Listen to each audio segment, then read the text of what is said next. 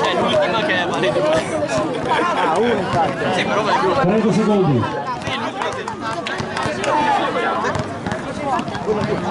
Cioè, un canetto. Che hanno il vicino? 2?